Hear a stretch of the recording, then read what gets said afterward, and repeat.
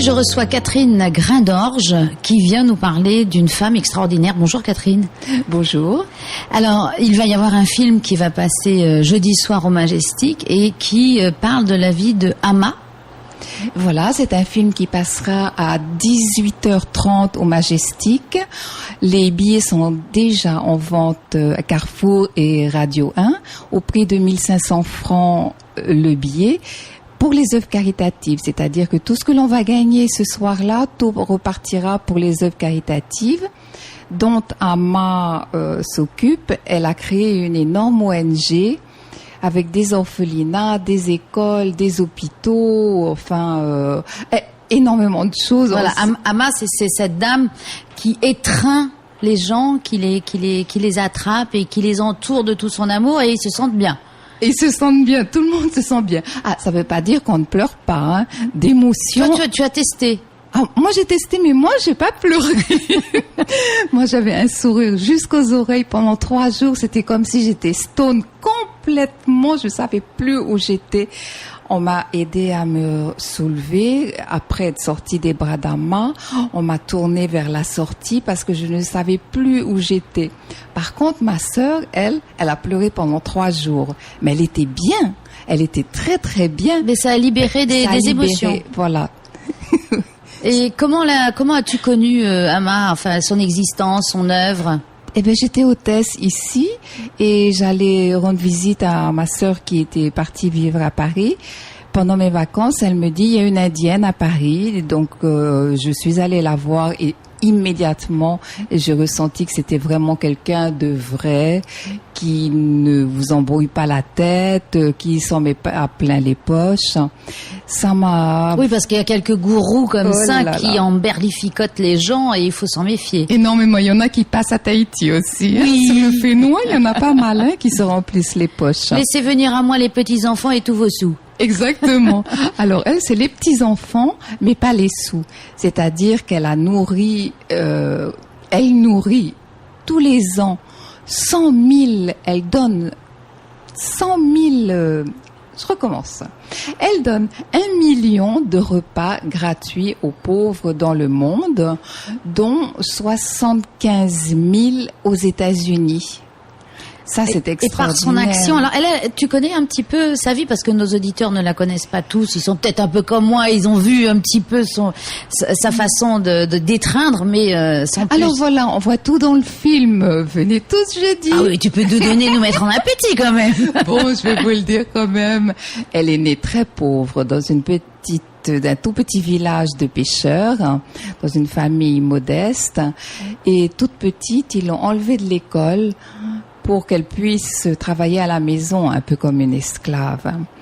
Mais il y a un prêtre catholique à côté du village, il y a une petite église catholique, et ce prêtre a vu que cette petite fille était pas comme tout le monde. Parce que cette petite fille, tout le temps priait, tombait même en extase, même dans la boue. C'est pour ça que les gens disaient qu'elle était folle, ils voulaient la tuer. Et cette petite fille prenait le peu de nourriture qu'elle avait à la maison pour les donner à plus pauvres qu'elle. Oui, déjà, elle avait une allure de sainte, on va dire, sainte. Oui. Mais elle est catholique? Non, elle pas est du hindouiste, tout. Mais pourtant, le prêtre catholique l'avait repérée. Oui, le prêtre qui est juste quelques maisons à côté de la sienne. L'église existe toujours dans ce petit village. Mais elle dit que... Alors, quand on lui pose la question, quelle religion êtes-vous? Elle dit, ma religion, c'est l'amour.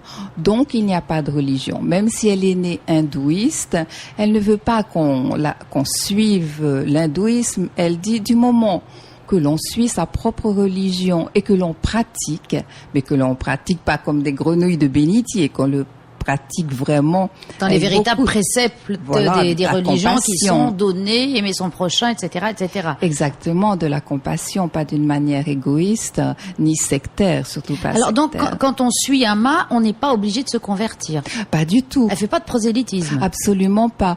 Et même moi qui ne suis pas du tout religieuse, j'ai été élevée là en face, de l'autre côté de la rue, chez les sœurs Notre-Dame des Anges, mais j'ai tout rejeté. Sauf évidemment Dieu. Sauf les préceptes. De Dieu, oui, ça c'est certain. Mais sans étiquette. Elle demande de pratiquer. C'est tout. Donc, et depuis combien de temps elle a été reconnue en fait dans sa façon d'être? Elle était adolescente quand les gens ont commencé à penser, à voir et à ressentir surtout qu'elle n'était pas comme tout le monde, qu'il émanait d'elle une forte puissance divine, je pourrais employer ce mot-là, comme Mère Teresa d'ailleurs. Et les gens ont commencé à venir pour se faire soigner, pour manger, pour être bien, tout simplement, pour avoir un câlin. Parce qu'en France, dans les journaux, ils ont mis l'indienne qui donne des câlins. Mais c'est bien les câlins aussi. Mais c'est très bien les câlins. Et donc, alors, elle va de par le monde avec sa fondation. Comment ça se passe? Elle fait le tour de l'Inde en ce moment. Après, elle va commencer à faire le tour du monde. Comme tous les enseignements sont gratuits et qu'elle nourrit des millions de personnes gratuitement, il faut bien que quelqu'un paye pour tout ça. Et les pauvres qui vont se faire soigner dans ces hôpitaux gratuitement, c'est pareil, il faut de l'argent. Donc, elle fait le tour de l'Inde, elle donne des darshan, c'est-à-dire qu'elle prend les gens dans les bras, et les Indiens... Darshan, c'est donc... Darshan, ça veut dire vision de Dieu, mais on l'a traduit en français, l'étreinte, le câlin. Oui, donc c'est une vision, une autre vision aussi de ce mot-là. De l'amour, oui. Donc, les Indiens lui donnent des dons pour faire marcher sa fondation, son ONG. Après, c'est la France qui est la plus généreuse. En France, l'année dernière, il y avait 20 000 personnes qui sont venues la voir à Paris. Elle a étreint 20 000 personnes. Même si tout est gratuit, les gens achètent un petit quelque chose, font un don. Donc, c'est-à-dire qu'ils achètent aussi il y a des DVD, des livres, des petites babioles indiennes, religieuses ou pas, d'ailleurs. Et tout cet argent repart dans l'ONG. Je suis allée chez elle, je sais comment elle vit. Donc toi, tu as un témoignage précis. Tu ne t'es pas contentée d'entendre dire. Tu es allée souvent aussi en Inde.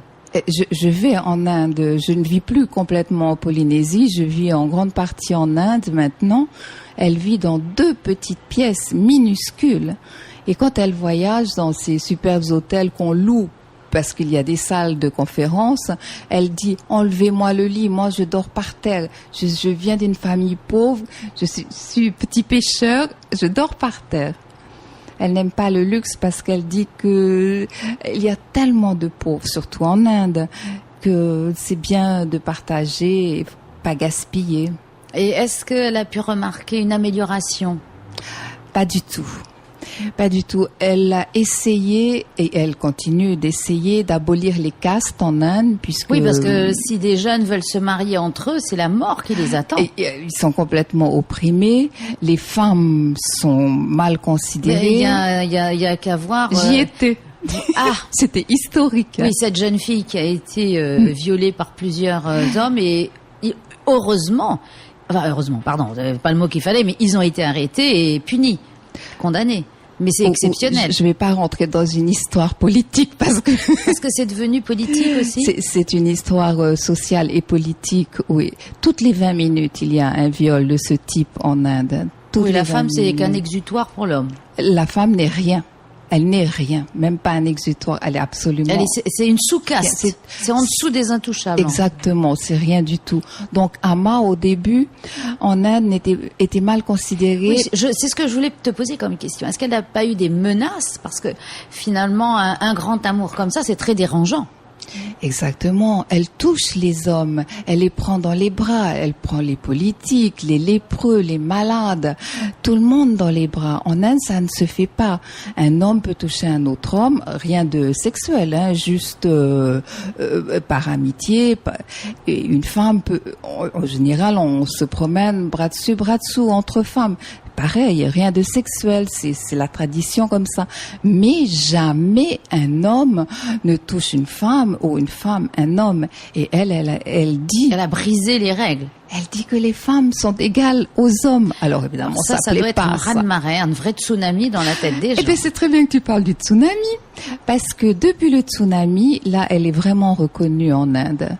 Après le tsunami, elle avait déjà à peu près 250 orphelins. Elle en a recueilli 250 encore dans un autre État. Elle est au sud, au Kerala, côté ouest de l'Inde.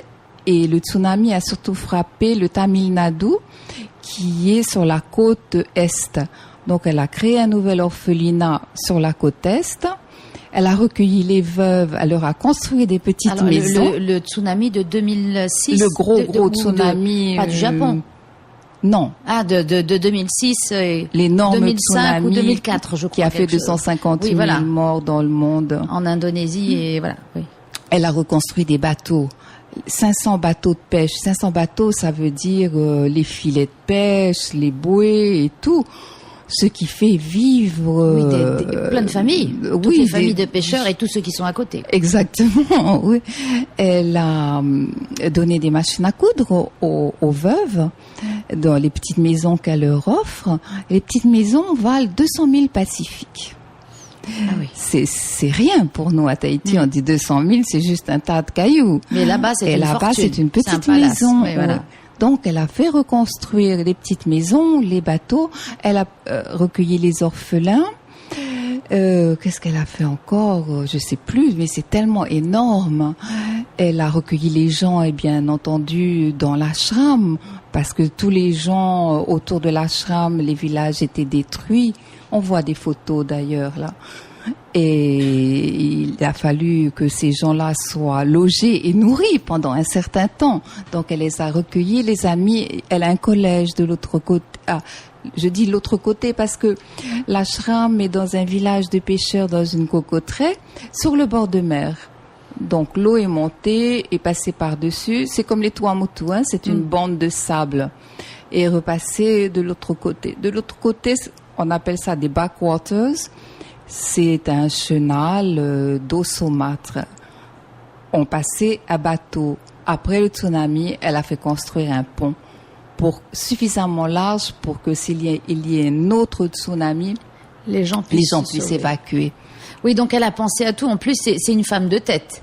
Ah, elle est toute petite. Elle est toute noire. Elle parle rien que sa langue, le malayalam, que personne ne comprend, sauf les gens qui habitent dans sa province. Mais c'est une femme puissante. Et alors, comment on fait pour communiquer avec elle? On prend un traducteur. Ah bon? À chaque fois, oui. Eh bien, écoute, Catherine, ça nous donne vraiment, vraiment envie d'abord de connaître davantage Amma, et toi-même aussi, puisque tu vis une grande aventure là-bas. Et puis donc, on se donne rendez-vous jeudi au Majestic à partir de 18h30 pour voir ce film et la vie de Amma. Et achetez vos billets avant à Carrefour parce que sinon il y aura plus de place. Il y aura plus de place. Allez, à bientôt, Catherine. Merci. Au revoir. Vous écoutez Taoui FM.